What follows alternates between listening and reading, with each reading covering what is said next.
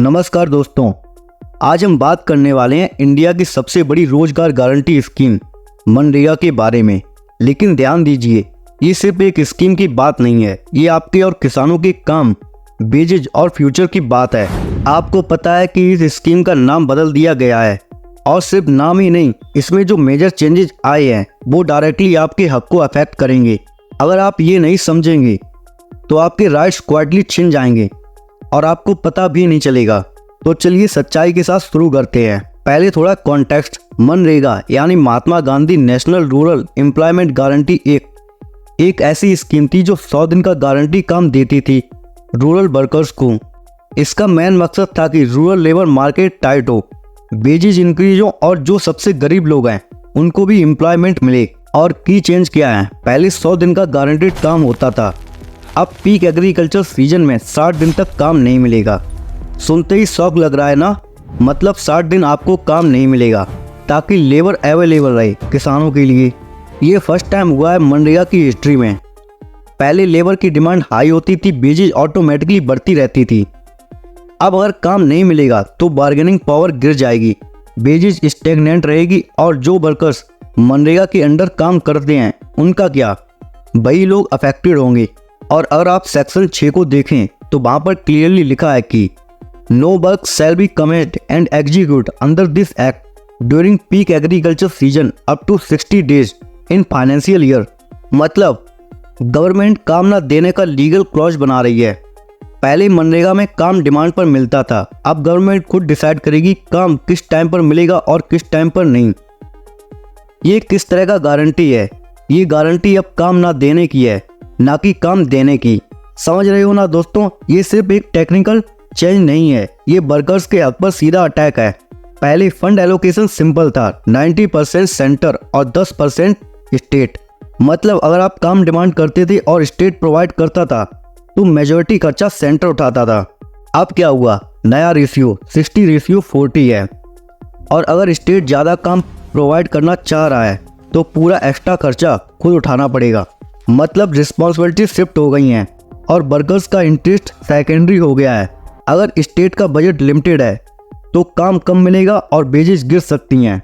और काम डिस्ट्रीब्यूशन कैसे होगा, सेंटर डिसाइड करेगा, स्टेट के पास फ्लेक्सिबिलिटी नहीं है। ये बिल्कुल अनफेयर है और पहले की मनरेगा सिस्टम को अंडरमाइन करता है। अब इम्पैक्ट की बात करें, वेजेज लेवल स्टेगनेंट रहेंगी, बार्गेनिंग पावर खत्म होगी, पीक सीजन पर काम न मिलने से रूरल वर्कर्स और किसानों की डिपेंडेंसी बढ़ेगी। अगर लेबर मार्केट टाइट नहीं होगा तो वेजेज इंक्रीज नहीं होंगे। सोचो, पहले मनरेगा के थ्रू लोग नेगोशिएट कर सकते थे, अब ये पावर उनसे छीन ली गई है। ये डायरेक्ट अनफेयर है। दोस्तों, अब सबसे interesting angle political manipulation. Mahatma Gandhi का नाम हटा दिया गया। पहले ये स्कीम मनरेगा के नाम से जानी गई और 12 करोड़ वर्कर्स ने अपने राइट इसी नाम से कनेक्ट किए। नाम हटाना सिर्फ अटेंशन शिफ्ट करने का टूल है। डिबेट ये बन गई है कि नाम चेंज हुआ है और असली इशू वर्कर्स की वेजेज और काम कैसे अफेक्ट हो रहा है इग्नोर हो गया।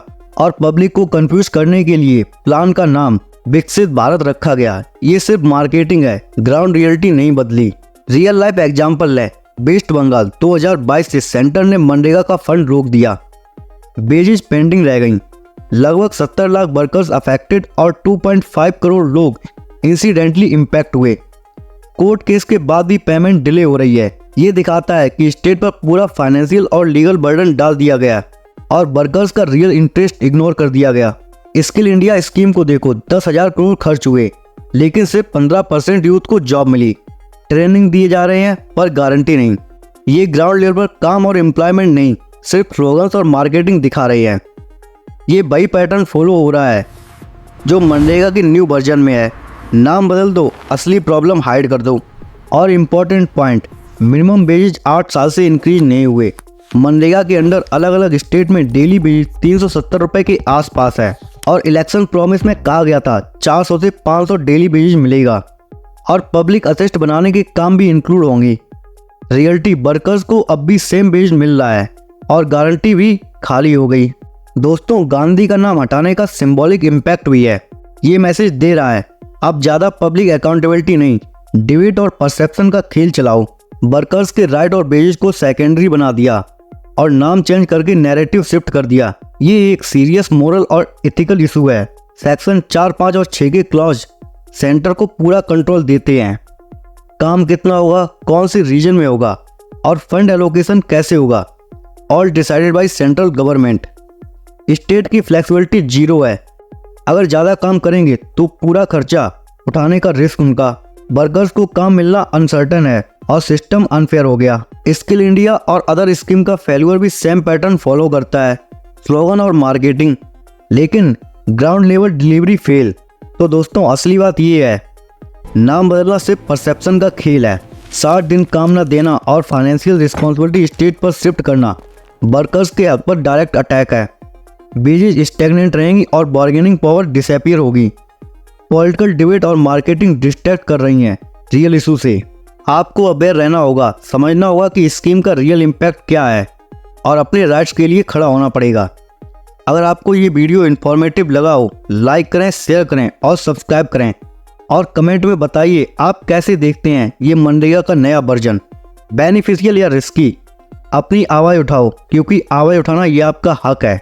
मिलता हूँ एक नए वीडियो में, तब तक के लिए बाय बाय, जय हिंद।